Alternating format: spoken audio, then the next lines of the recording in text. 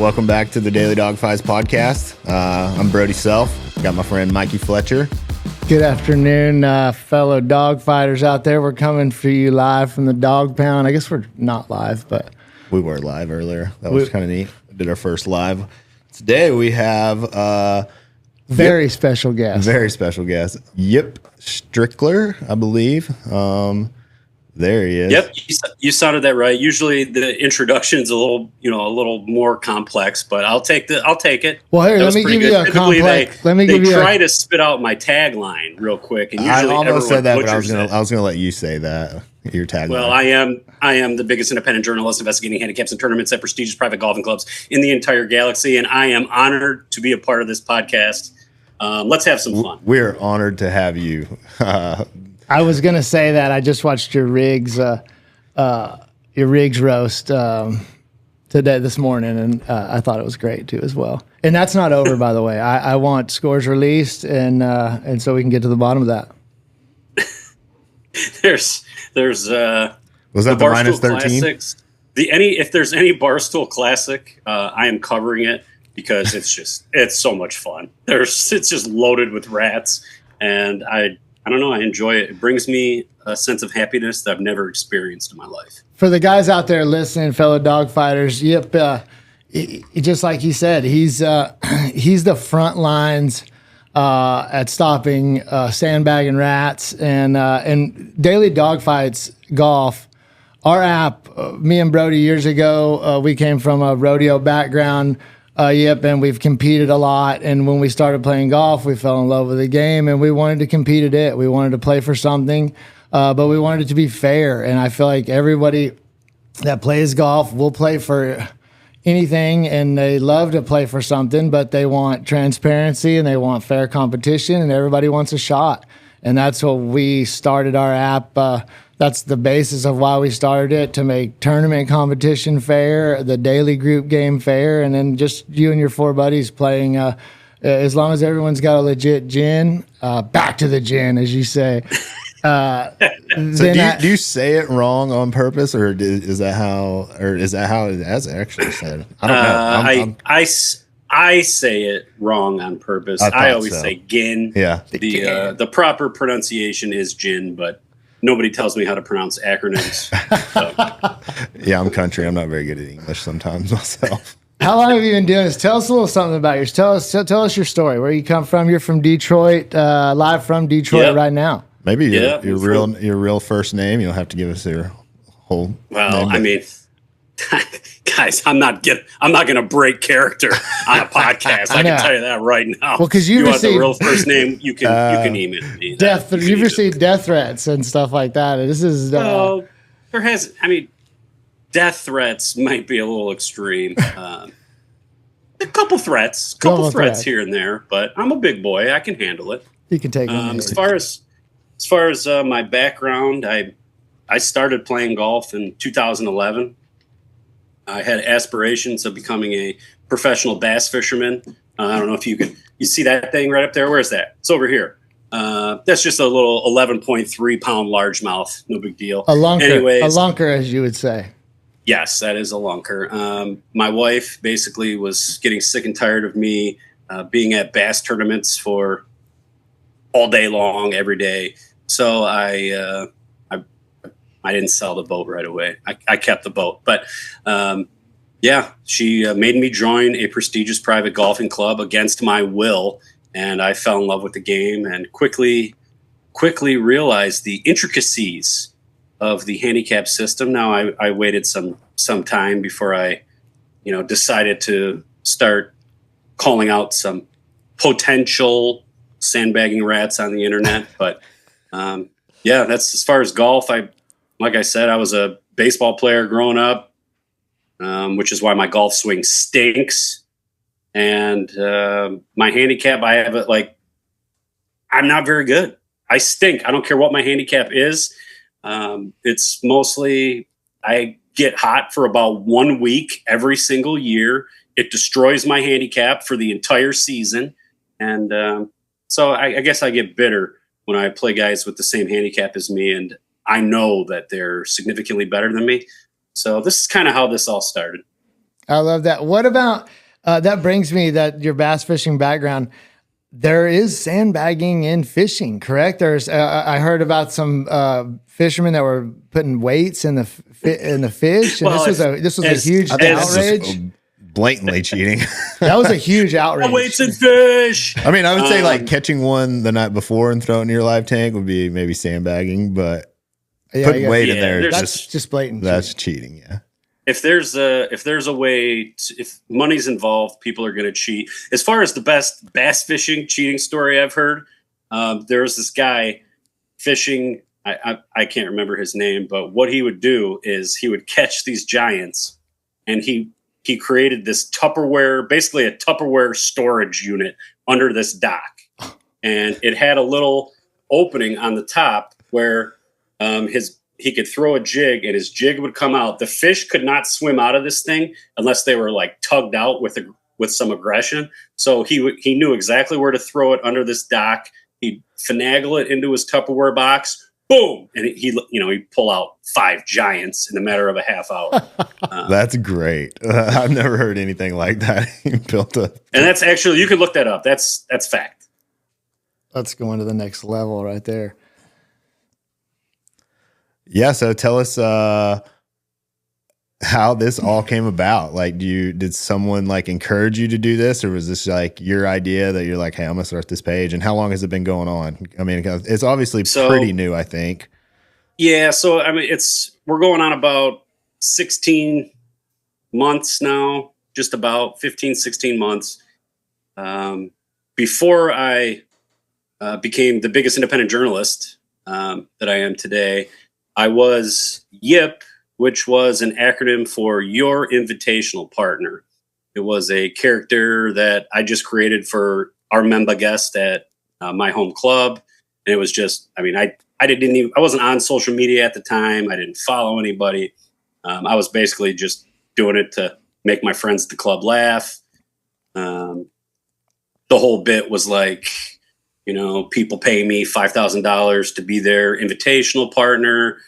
During my, videos that week, I rented like 3 different cars, had like an Aston Martin, a G-Wagon, just different sports cars and stuff coming in, acting like some big shot. Cause I would never buy one of those. I don't waste my money. Mama Strickler's a CPA, even though she hasn't worked in like a decade. Let's not talk about that. That's we kind of keep that in house. She doesn't like me talking about how she never works. So we'll just keep that between us. So yeah, she's not I wouldn't be getting any sports cars. That's not allowed here. So, but it was just a character, funny character. And then, I don't know, I saw a post from a local club, Western Golf and Country Club, and it actually involved a gentleman that I did some research on him, and I saw he went to like my rival high school. And I was like, oh, I'm going to bury this guy. So I just did a little minute video just talking about what his handicap was. And just kind of spitballed from there. That's amazing. Just straight went viral. That do you get still invited to a lot of member guests to this day? Well, nowadays, yeah, now I do a lot. And do people send you this stuff like when they come across this, like saying, "Hey, dude, you need to check this guy out. This is total BS." Well, it was a lot more enjoyable last year because like I could see all the tips. Like I wasn't getting bombarded with them every day. Now it's overwhelming. Every day I'm getting hit. Somebody's wanting you to call. So every member guest has probably got somebody that's totally upset. Yeah, everywhere. I mean, it's the biggest thing. Like people think you're trying to cheat before you even tee off. They're always like adjusting your handicap, and like I get a lot of handicap flack myself, but I post over probably 150 rounds a year, and I'm gonna shoot anywhere from 74 to 94 on any given day. And it's you're some of the information you get, I didn't even know that information was available. Like I'm a pretty techie guy because we've done a lot of work with the USGA through their API program and everything. And I'm like, how does he get all this, like these stats and everything? Because like if you look at somebody's on the gin, it just shows like it doesn't show where it's at. It just shows like what they shot. Well, I've actually started. I started creating my own own little database with course and slope ratings, so that in case I can't ever find them, I can start narrowing it down a lot quicker. I have started one of those things.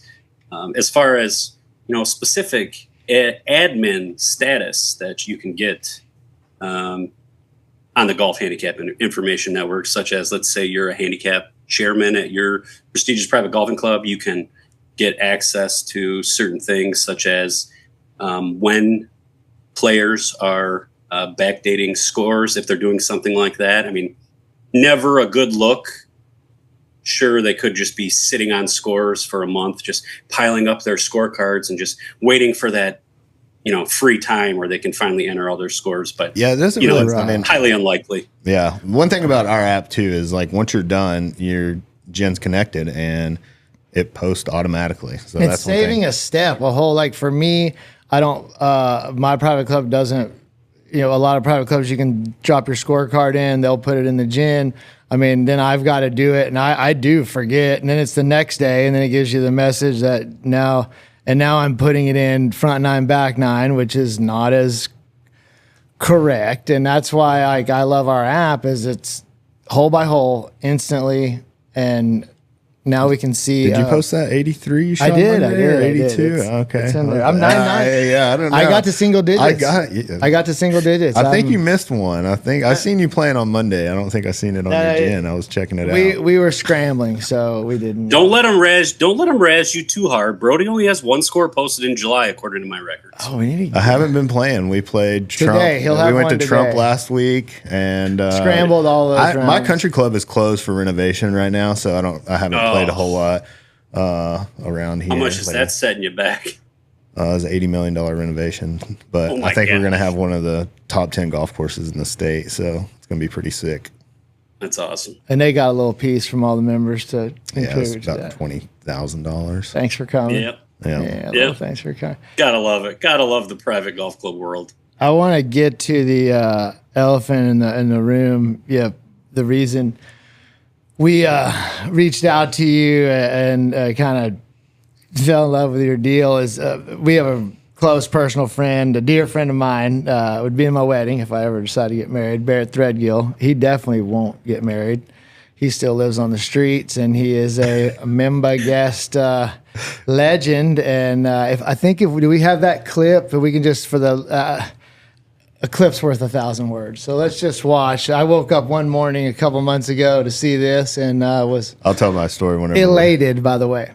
I've never seen an 8 handicap win this much money in a 3-week stretch. Sugar Tree Golf Club in beautiful Lipin, Texas, recently hosted The Invite, won by the team of Barrett Threadgill and Alex Hernandez, who obviously did not want to be seen in this photograph on May 31st, 2025, where they won $138,000 playing net golf.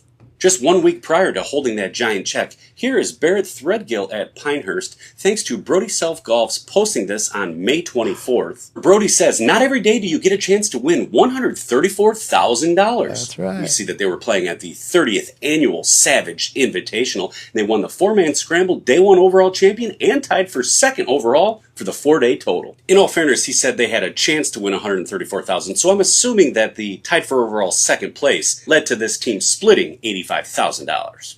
Let's jump ahead to June 7th, where Daily Dogfights Golf posted this screenshot from their app. I've actually used it before. It's pretty sweet. Where we see Barrett thank you for the shout out. winning $1,709 in Brody Self's Wolf game. Now, who knows? It could be a different Barrett T. Except Barrett jumped into the comments and said, this must have been after 9. I feel like if it was after 18, I'd be up way more. Obviously, this triggered a full investigation where I did obtain various Memba and Memba guest victories, but this one in April 24, 2018, where they won the Tax Time golf tournament. Yes, you heard that correctly, the Tax Time. Honestly, these stories just write themselves. You know where we're going. We're going straight to the game! Barrett Threadgill, an 8.1 handicap index. Okay, no postings in the month of June, and I don't see any postings from that $138,000 victory at Sugar Tree. Next badge, bunch of stinkers. An interesting stretch here where he went 69, 70, 75. Now, please take note of the 69 and 70. Oh, looking at that course rating, 57.1, 54.9, those are essentially par 3 courses, so let's not be fooled by the 69, 70 there. But then he went and shot a 75 on a 71.3, 143 slope rating course. That right there is golfing your golf ball. As we get to the bottom of his record, we see that he still has 2 rounds from 2024, meaning he's posted a total of 18 rounds in 2025. Does Barrett Threadgill post all his scores after winning all this money? It doesn't exactly look like it, but who cares? He just went on the greatest 3-week stretch that an 8 handicap has ever gone on in my investigations. I will agree that was a stretch he went on. I've played with this man for the last 5-10 years. I mean, his whole life playing golf, and mine too. He's legit 8 handicap. I will say he's a gambler, he's a rounder, and so when the pressure's tight, he probably plays the same. He's either going to play bad or play good. The pressure won't affect him like it does a lot of golfers that we play with. We went to Pinehurst back in March where he shot that 75. That was that first day at Tobacco Road. I got waxed. I mean, full sweep. And then we went to Pinehurst. Guys trip, 24 of us. He's Barrett. He gets a little drunk or he likes the late night activities. I don't think he broke 90 all 4 days, and I swept him. We were playing 1,000 Nassaus, and I swept him 4 rounds in a row. and so he's a second day member guest that is definitely going to be rolling in there 5 minutes before the tee time and reeking of whiskey and vodka Red Bull for sure. Possibly Max's strip club in Victoria, Texas. Barrett Threadgill's in the house. But Barrett played. He played with a guy named Alex Hernandez, and that he was a 2 handicap. I will say he stripes it. We call him the Mexican assassin. He lives down there in Austin. I don't want to bring too much attention to his game, but he's a very good stick. I will say that. Where was he in the picture? Why wasn't he photographed? It was. I just took that one picture of Barrett. Alex, they took pictures together. But I took separate pictures of Alex in the by himself. But they don't really want it that deal's been going on for a long time. So I'll start here. The Savage Invitational. That's the Matt Savage. He was on one of our podcasts. He runs the World Poker Tour. And I've been lucky enough to get to go to that there's a lot of professional athletes, poker players, MySpace Tom goes, a lot of crazy people. And so that tournament is 4 rounds on your own ball, and then they have a Calcutta for a 4-man scramble. But the scramble, that's what we won the scramble for $134,000. So you did. That was 100. It was even better than I anticipated. Yeah. Well, so what makes the scramble so good there is it used to be 5-somes, and you play 2 teams per box, and you have to eliminate one of your drives. Everybody hits the same amount of drives. So on the last tee box on 18 that day, our D player, who could only hit it a drive about 100 yards, had to tee off. He was the last one that we had to had to take his. And I made a birdie putt. There was live leaderboard. There was 3 of us tied -9, and I made the putt. And we didn't have a par putt within 15 feet because it was so fast. And I drained it in front of everybody, and it was and we ended up winning by 1. Awesome. But the tournament doesn't pay that well. I won the first day. I shot 74, and I get a lot of flack on my handicap. Matt Savage was telling me, he was like, "You're punting $200,000 before my tournament to win." And I was like, that post in our app that you shared, I'm like, I'm playing Barrett, my arch rival, daily almost, and losing thousands of dollars. I'm not sandbagging right now because my handicap went up from a 6 to a 9 in a month. And I was like, I just can't play golf. And then I was out in Vegas playing with Matt, and he was like, I'm picking Brody as my partner today. And we always play like wolf. And that day he was like, no, we're just playing a team game all day long. Yeah. And by the 6th hole, he's like, I take it all back. Brody fucking sucks. And like this 100-person group chat. And I'm just like, see, I've been playing bad, Matt. They have a great daily game out. They gamble out there so high. It's so much fun. Really fun golf course. What's wrong with now? I would like to let this be known. I was aware of Barrett before. I actually dropped out of law school because I had aspirations of becoming a poker player when I was 21 years old. Okay. And PLO happens to be my favorite game as well. And trust me, I don't want to tango with Barrett in Pot Limit Omaha. And to be honest, I don't want to tango with him on the golf course either.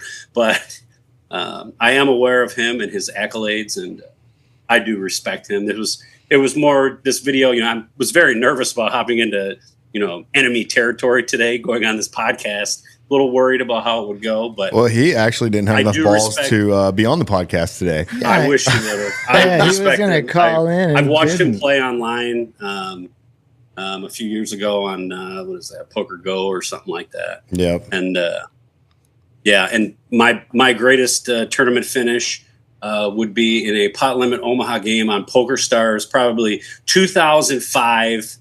Made a big final table one time.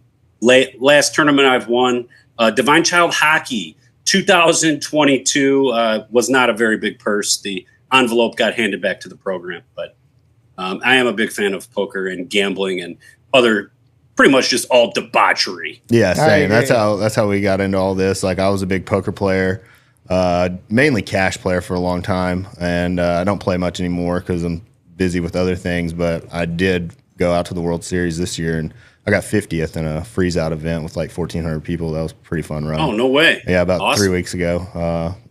And that's how I met all those people like Savage and just through poker. And that's really, it's really great for what we're doing right now because they're all, of course, they're big gamblers. And whenever that came out, we actually like at the Savage Invitational, like the overall champion, it's all net. He calls it the greatest net handicap tournament in the world.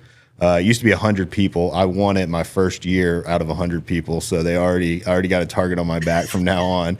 And this year there was some discrepancy of a champion because she showed up late to a tee time. I would like your ruling on that. You show up late to a tee time and say you're not going to play, and then we're finishing the first hole and you tee off. You think that's a disqualification or just a 2-stroke penalty? What was the format? 4 rounds. Your own ball, net, overall champion. Oh, yeah, I'd say give her a couple shot penalty, I would imagine. That's fair. Yeah, I think she got a 2-shot. But where was I going with that? Anyway, yeah. Drama at the event. Yeah, drama at the event. And so the day that the video came out, we were in Vegas at the World Series, and we were actually, me and the guy that tied for second, they called it the People's Championship, who was going to win the Savage Invitational. We were making the turn at Las Vegas Country Club, and that video came out, and my phone just starts going off the hook. And I'm like, dude, I'm trying to beat this guy right now. And then y'all got this going on. Barrett's calling me, freaking out. And it was just... It was great. It was so great. Perfect timing. For him, too. It's just, he's such a good friend. And it was just like, hilarious. I couldn't. Well, I'm glad you guys were good sports about it. And I try to make sure that I'm just giving the facts. Sure, of course, the way I portray the videos, obviously I try to, create a narrative all the time, like such as, the sleaze bags you see on mainstream media all the time. Mm-hmm. And so obviously there's I'm trying to create a narrative here, but I'm doing my best to report factual information with some satirical takes here and there. So yeah, I definitely. appreciate you guys not ambushing me here on this podcast. It feels good.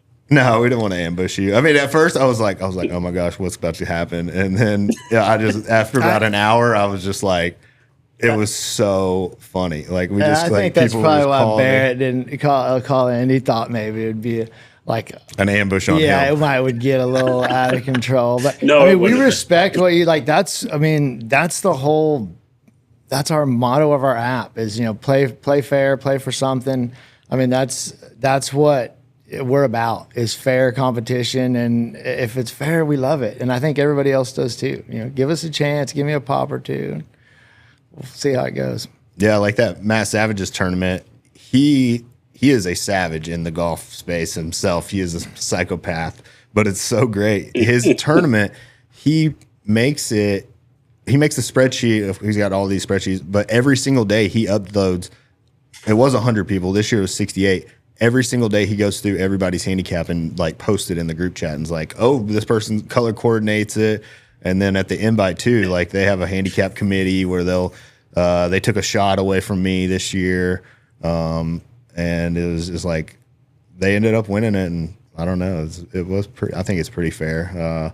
There's probably a couple out there definitely that they didn't have a lot of information on Alex. He played in it last year, but Barrett's played in it a few years before that, but it's a good fair. Yeah, it's a good fair. Like my team sold for $23,000. Like me and my partner sold for $23,000. We were the second highest going, and I think we didn't even make the cut. I like the 2-man low ball. I think 2-man low ball, both balls count, is the most savage way to play. I love it. But 2-man scramble is the most fun, I think. And I wish that. How do you feel about the 4-man charity golf tournament that everybody's 26 under? I mean, it's getting not just fun. Get rid of them. Yeah, get rid of them. I know we're raising money. There has to be better ways, more fun, more competitive ways to raise. They fill up every week, so it's like people are coming. Can we make this fair? Can we make this more fun? Well, I do like the trend where the top 3 teams go out in front of everyone and have a shootout after. I love that. Yes. Yeah. Because that can expose some things pretty quick. However, some people, they just have no shame, right? No That's shame. What it comes down. They have absolutely no shame. They're in pants. They look like they're plumbers, and they just shot 26 under, and it's just hard. As a real golfer, when you're having a good scramble, I mean, and you're off to a good start, and there's always, you're going to make pars. That's all there is to it. Yeah, we went to one the other day, and you could basically buy 8 shots on charity deals, but we made birdie or eagle on every hole but one, and we were 24 under with buying 8. I was just like, I don't even really want to turn in our scorecard. I don't want Yip coming after me. And then thank God someone turned in 25. Yes, we did not win it. I couldn't believe it. When I said 25, I was like, that's crazy. There was 3 teams at 24 and one at 25. I played golf. I don't know. You probably haven't been there, but Louisiana over in Ruston has a golf course, Squire Creek. Great track, hidden gem, wonderful staff, wonderful people. I got to play with a friend of mine, Chance and Rance Gant, that I rodeoed with. Chance has a podcast and does a lot of stuff for the University of Florida and fun golfers. And they, they're having a tournament where the tournaments they have there, the 4-mans, after 15, everyone stops. They play 15 holes, and then they basically go have a short round pretty much, and then they pair the teams that are in the lead, and then they re-tee off again. They take like a little break, and the teams that are in the lead are paired together, and then they go play the last 3 holes. So it kind of helps it a little, at least. Yeah, that's why the Savage Scramble is so good, because the other team has to write your score, or has to write, hey, this guy's out. Like, he's only got 2 drives left. And I think that really, really makes it fair too. Like, that's a really great way to pay a scramble. Yeah, it is. It is. Well, I have like, this is kind of, because everyone's always asking me like these scramble things. Oh, they send me a score of 32 under. There's nothing I can do. I have no idea if it's legit. The whole thing with the mulligans and the 20 foot of rope where you get a gimme on this hole and all the other nonsense. But I have an idea that I'm going to do at my prestigious private golfing club, because there's a few teams, and everybody, for the most part, I don't shit where I eat. So I'm not going to call these people out on a public forum. However, I will set up a tree stand on hole 6. It's a par 5 where, in my experience, the most shenanigans take place on the par 5s in these things. And I'm just going to be up in a tree recording.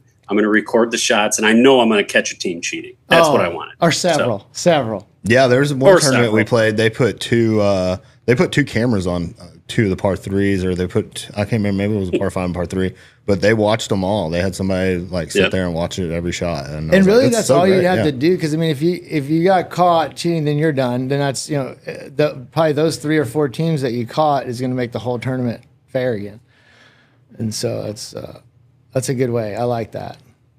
Totally agree. That's kind of what we're thinking with our app and the tournament model is, the admin can be watching this go down instead of waiting for it after it's over in the aftermath of looking at a scorecard that's blatantly cheating. You can sit there and kind of watch it live and, hey, let's take the cart and ease on out here and ride with the guys on 4B because they are lighting it up right now. They made back-to-back eagles on par 4s. Back-to-back eagles. Oh, that's really, really impressive. And I do like the people that use these apps. And I mean, I'm assuming it's, such as the Golf Genius app, which is so popular at all these, a lot of private clubs. The teams that don't enter their scores right away, they wait till like hole 10, and then all of a sudden scores start flying into the system. Start rolling. There's a lot of ways around it. I've seen some, and I've been tipped off to some shenanigans that have taken place at net tournaments. However, I try to stay away when there's like actual cheating, because like those ones feel like, I don't know, they feel personal. And I already have, I've been dealing with enough cease and desist and other threats lately that I don't. You've already got. Can we talk about that? You've already got that one from last week. What's the price on your head right now? What do you got? Well, I've said this before. If someone kills me and I die a martyr for the game of net golf, this has been a great life. I'm not afraid to die. And I just can't imagine like my children saying that, yeah, my dad he was just taking care of the game of net golf and somebody murdered him. Yeah. I will go down in history. Now his statue is out in front of Bay Hill with Arnie's. Every year they get together and all the sandbaggers take one swing at the same time. Yes. So now I'm not going to get into it too much about last week for several reasons. I will say this: the video wasn't even about him. It was about his partner that signed up on the game as a woman, and that was what made it funny. That was funny. Did they backdate their scores? Yes, both of them backdated their scores, which never looks good. I can't help that. I didn't do it. But that was the weird thing, is the video wasn't even about him. Yeah. But whatever. Well, what about have you seen the influence? Hopefully it's done. Have you seen the influencer attorney they have now, or the influencer challenge they just posted yesterday? I did see and big shocker, I don't know who any of them are. I don't. I was looking at the list and I was like, ooh, man, and to be honest, I mean, I've said this on other podcasts before. I really don't follow all the, obviously I got a lot of them on there, but for the most part, the stuff that comes across my feed is just prestigious private golfing clubs, because I follow all of them. I follow I don't know, I got a couple thousand in just private golf clubs that I follow, and then the rest is all boobs. So yeah.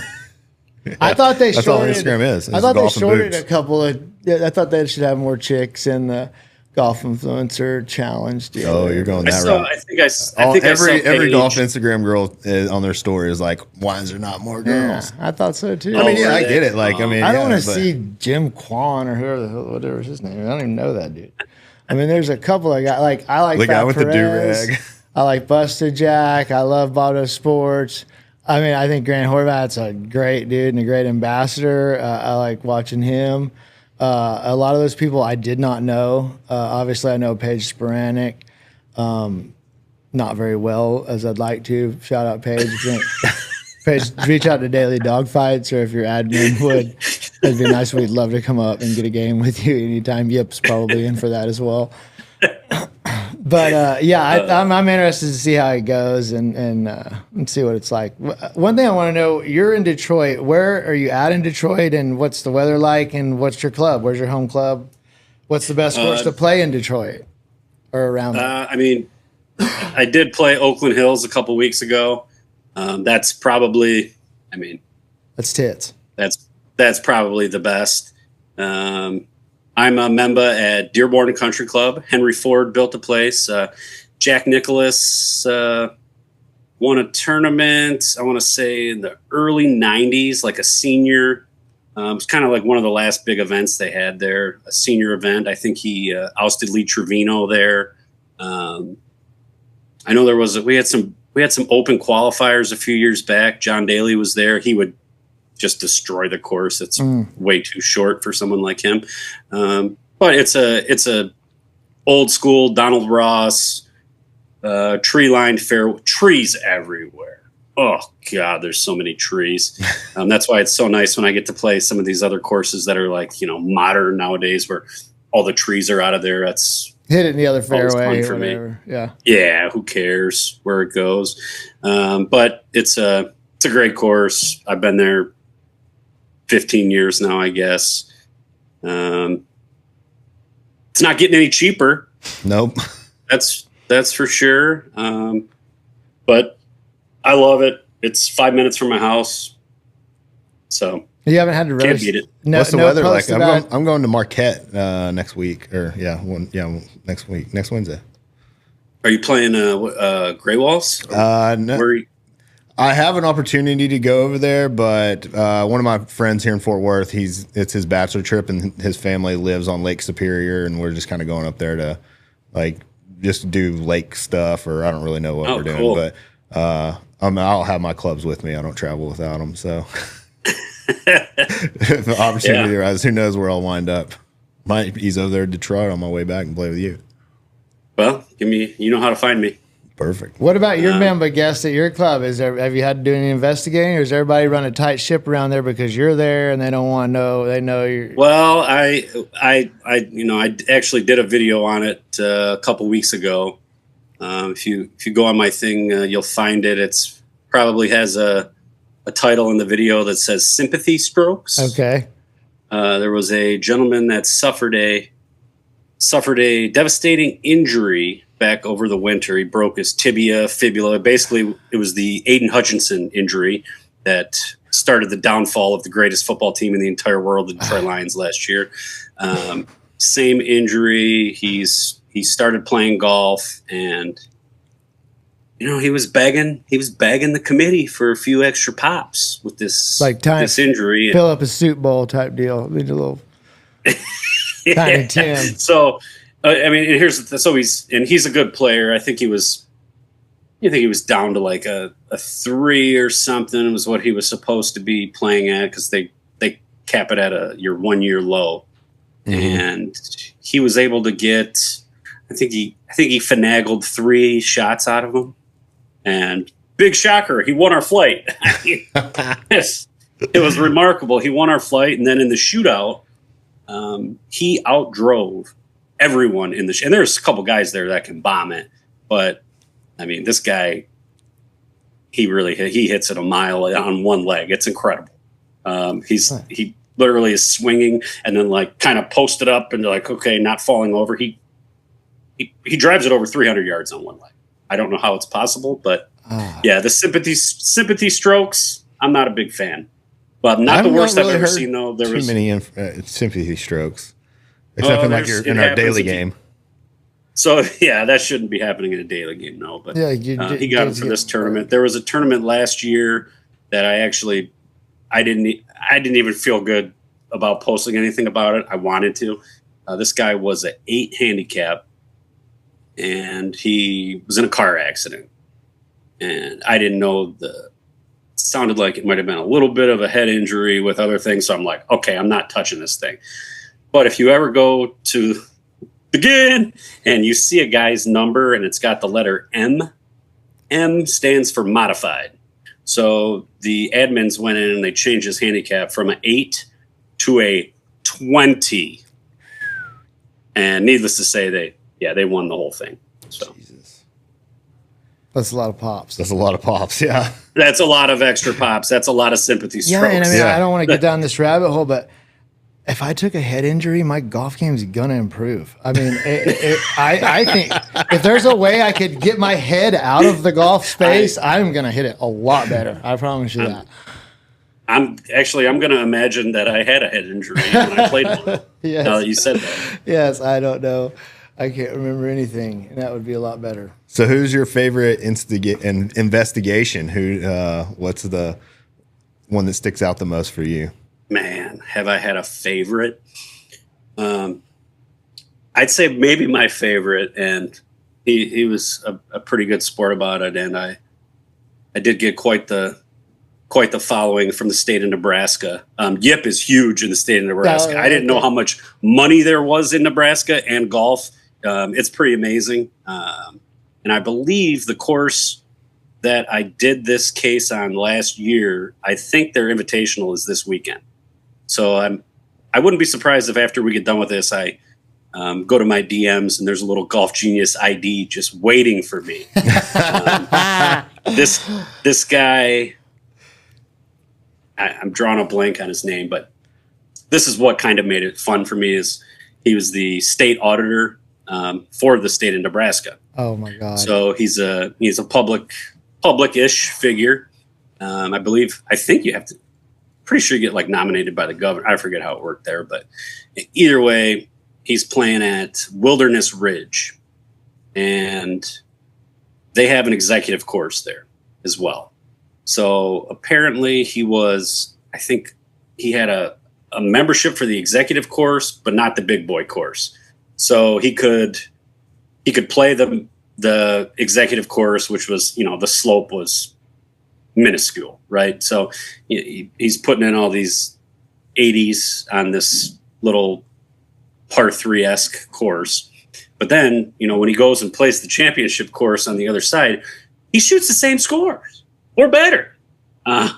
It's just remarkable how it works. I think what it was is he just really struggles with his wedges, but he can drive every green. He just doesn't matter the distance. He just drives them all. So either way, there were some video clips of him like on the news speaking about on the news. Oh yeah, he was on the news not about golf, just about his like actual auditor job for the state of Nebraska. And so during his interview, one of his lines was, "Well, I investigate fraud for a living." So it was like, "Oh, this is perfect," because so do I. You just open the door. I'm coming in. So I think it might be pinned. You could tell the quality. I've gotten a lot better. I shouldn't take all the credit. My cousin Chip, my right-hand man, has gotten a lot better with the editing. So. Chip and Yip. He's sitting there beside you, right? He's got my brother Kip. He's always sitting there beside you, right? You talk to him. Skip, and Elizabeth. There's a lot of us. Big clan. And Mama Strickler, obviously, she's really not, she didn't get one of those names because she wasn't in our family. But, yep, there's a lot of us. God rest my daddy Tripp, too. He passed away in 2011. So, God bless him. The man that started it all.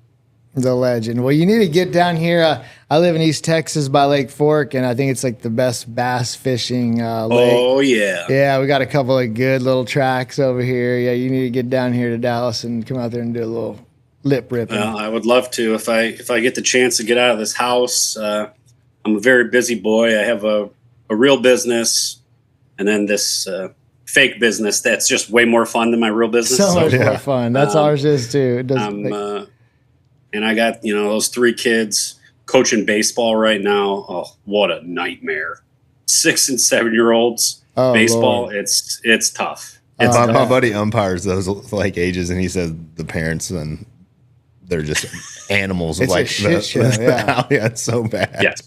But funny to watch. The kids are fun. It's funny. It's fun to watch them play. I mean, the kids are pretty fun. It's just like, honestly, if you're a coach and just parents and other coaches, mostly other coaches, they just like when you leave there, you're like borderline need a drink or want to fight somebody. I mean, you're spun out. Every time. I gotta go home. You gotta get me to the house immediately. Yeah, and it's the best. Is I played at a small school college baseball. I was a pitcher. I did throw a no-hitter in college. Now, humble brag. Okay. I don't know that it counts anymore. Because the college just announced that they're closing. So I'm pretty sure my no-hitter is toast. So it never happened anymore. But my favorite is the other coaches on the other team, like when they want to like come over and tell me how I should be teaching my kids how to do things in baseball when I know that they have no clue what they're talking about. That's my favorite. Yeah. I just bite my lip, shake my head. Oh, thank you so much for teaching me about this lovely game. Sport that I know a lot about. Heck yeah. So what's next for the Yip Stickler? What, just keep on exposing sandbagging rats? It's just 1 week at a time right now. I have started growing my presence on the X. The X, formerly known as Twitter, is the Wild Wild West, and apparently they enjoy sandbaggers being called out a lot. And over there, it's kind of nice because I can really jump into the independent journalist thing where you can interact a lot easier. It's more that I could type up a little piece. Like yesterday, it was something along the lines of the sandbagging rat will often say, oh, I play better in competitions because I focus more. And I found this guy that if you look at his handicap, he had like out of his 20 scores, 5 were competition scores.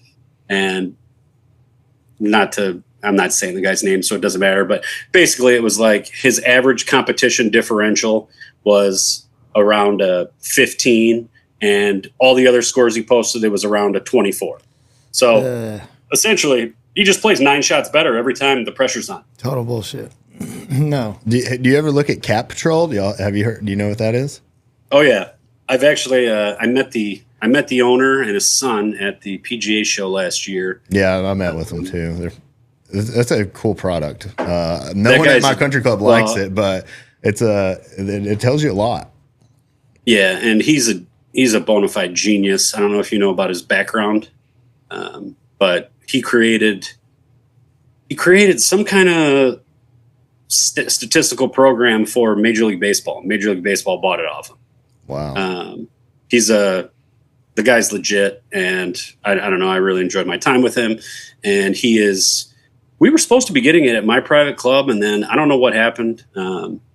But I do like the whole thing about if you are on the tee sheet and you didn't post your score, you get a little ping, hey there, you forgot to post. And yeah, because the USGA told us whenever we were meeting with them that only like 40% of rounds get logged that are on tee sheets, and that's something like we're putting into our app too. It's like, hey, you didn't log this. That's where we want to change it, and just because if you're using the app, it's gonna get logged, and if you're playing for money, you're gonna put the right score, and you're not gonna. Everybody's going to have it. It's going to be a legit round as you can get. Do you still have your USGA not connected? Is that how your scores? Well, I did that because I connect and unconnect sometimes due to testing the app. And like if you're bumping it, I don't know. Mikey, let's not. Mikey's been called a sandbagger a few times, and a bumper of the ball. I had my 12 handicap, and I just wanted to keep it. I loved it. Hey, it was a nice number. It was a nice number. The reason this works is because I think that almost everyone at some time in their life has been called out for being a sandbagger. Every day. Yes. I mean, I remember when I first joined, and I hadn't played golf. My first year, I was like a 15, and I still remember playing this guy. I just remember his first name was Steve. I could picture his eyeballs and the steam coming out of his ears as I just continued to roll in every 20-footer that I looked at that day. And he was, I just remember we got done and he was just like, "You're the best 15 handicap I've ever seen." And I was like, right then and there, I was like, okay, well, I'm really good at picking up sarcasm. Thank you. But yes, it happens to everybody. Yeah. And now, first off, I have not been playing much. I've been lucky to play once a week if I can right now. This baseball season needs to end quickly so I can start playing a little more golf. But I post them all. I've posted them all since day one.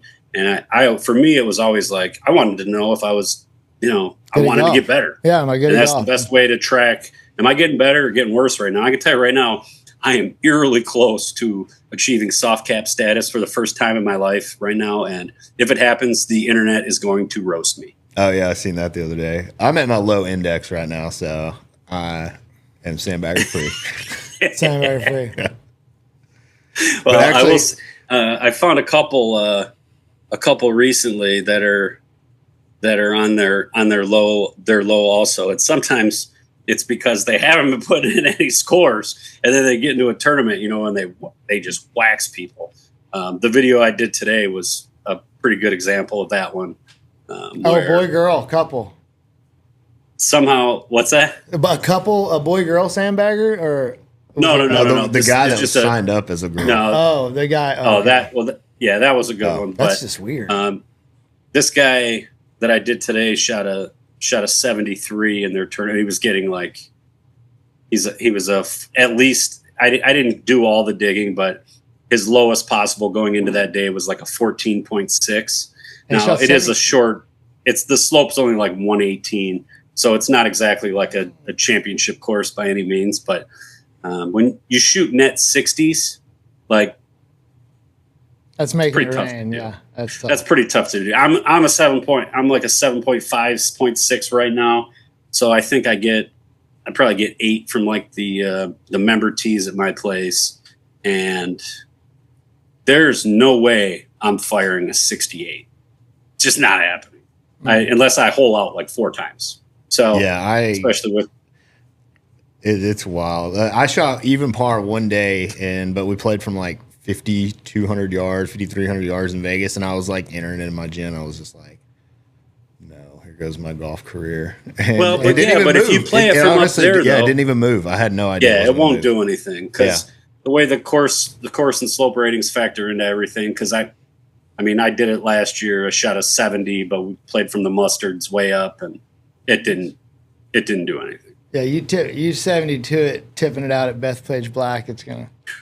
Now you're in trouble. That's gonna burn. Well, now would you guys? I'm not sure that I didn't actually check to see if this was Bethpage Black or not, but I have some pretty good scuttlebutt going on right now about the greatest quarterback in the entire universe right now is Handicap. Okay. Most would say. The greatest quarterback right now is Patrick Mahomes. I would agree. Patrick during Super Bowl last year was quoted as saying, "I'm a 7 handicap, but I never post my good scores." And then he laughed like that. Like he was just so happy about stealing money from his friends every time they play golf. And suddenly, and I don't know why this happened, but he hadn't posted a score since 2020. And all of a sudden this spring, a couple scores started showing up. Now, I've talked about it on a few podcasts. There's been a few things on the Twitter. I did a video over the winter about his shenanigans. And all of a sudden he started posting scores. Anyways, he was playing at the slope was like 152. Okay. So that's pretty close to Bethpage Black. And he went low. He went like 73, 76, something like that, back-to-back rounds. So we had like an exceptional score of, he got hit for, I want to say it was, I don't know if it was 1 shot or 2. It was so good at his 1. It might have just been 1. Either way, his handicap went from a 7.1 to a 0.8. Real quick with these exceptional score reductions. And then all of a sudden in the month of May, he posted 27 rounds. That's a lot. Can you imagine? That's 27 rounds in 1 month. And man, you wouldn't believe how many days he was playing 36 or 54. He was playing a lot of golf. I mean, I guess he was getting it in before, OTAs workouts, or whatever they call the preseason stuff. And now maybe after the game on Sunday, getting him 9 in. And it's crazy. It's crazy. He was shooting these ridiculous scores in the low 70s. Now, out of his last 20, he's only broken 80 one time. Is this Patrick Mahomes, you're saying? Yes. This, Yeah, you look them up. You can pull them up here. this has to be that. Oh yeah, I Jack. know. It might not show up on there, Yeah. but yeah. So now he's currently sitting at a soft capped 4.5. He went from a 0.8 to a 4.5 over in like less than a week. My homie, Sandbaggers. Well, that tournament's this weekend up there in Tahoe, so he's got to get that handicap and get a few pops. Celebrity tournament. Is there? Do you think he's playing in that? Yeah, him and Kelsey and Steph Curry, they all play in it. Is that the tournament he's preparing for this week? Yeah, I was trying to figure out Tahoe why starts he was today. Man, really? Oh, Yeah. What are the chances? I mean, he's been playing so bad going into it. He's got no chance, I would imagine. I think him and Curry were tied at the lead last year, and I think Curry made eagle on the par 5 to win it. Steph plays good. Yeah. It should. Let's be clear. I'm pulling for Patrick Mahomes this week, big time, because this will be content gold. Oh, this is gonna be good stuff. His his mom lives, or his family's from Tyler, White House, which is about 30 minutes from my house, and they're a member out there at Holly Tree, which I'm supposed to play tomorrow afternoon at 3:00. So I will find out what hole they live on. Maybe I can Google that, and I could leave a note from you, Yip, like, hey, this is Yip Stickler. He's watching your son, and we want to know as he played, as he came home for Thanksgiving, what he shoot. We need real score updates. Maybe I could find a few scorecards laying around the backyard or something. Get some beef on this guy. Well, that's hilarious. So you did give us a nice little shout out on our on your call out of Barrett with the Daily Dog. Well, I figured it was the least I could do. Yeah, that was very generous. What game did you play, or have you used the app a couple times? And so it was one of my friends that had it, and I think we were playing a Wolf game that day. He was showing it to me. Wolf and Banker is so hard to keep. Wolf's hard to keep, especially 5-man. The 2-man low ball, both balls count. It's probably my favorite game on there, just because, the 2-man low ball, you got your buddy and he's dragging you along a little bit, but with the both balls count, I mean, you're just watching your man over there just trying to hit it out of the sand, and I'm taking his score with me, and this is just agonizing. But we can't thank you enough. All the fellow dog fighters out there, go to Instagram X, Yip Stickler. He's so funny. He's great. And he's not scared to roast some of our friends, and we enjoy that as well. Download Daily Dogfights app, follow us on social media, and play for something today. Get a friend, get a dog fight, play for something. Exactly. Always got to play for something. I'm not getting out of bed if I'm not playing for something. That's right. Yeah. That conversation when you get to the first tee with like some guys you don't know, like I'm always just like, are we playing a game? If somebody's like, oh, I don't like to, I'm done. I'm put 84 down. I'm shooting 84. Yeah, like we're in a 2-man. You're in a 2-man tourney, and the guys are not like, we're not going to play for 5. Like, we're already playing against each other. Let's just in case we get murdered by these other 40 guys. At least get $5 of satisfaction out of this, or something. But yeah, golf's fun. It's humbling. It's a great game. It's the best. Thanks, Yip. All right. Yeah, thanks, Yip. Have a good day. Thanks for having me, guys. I appreciate you. Later.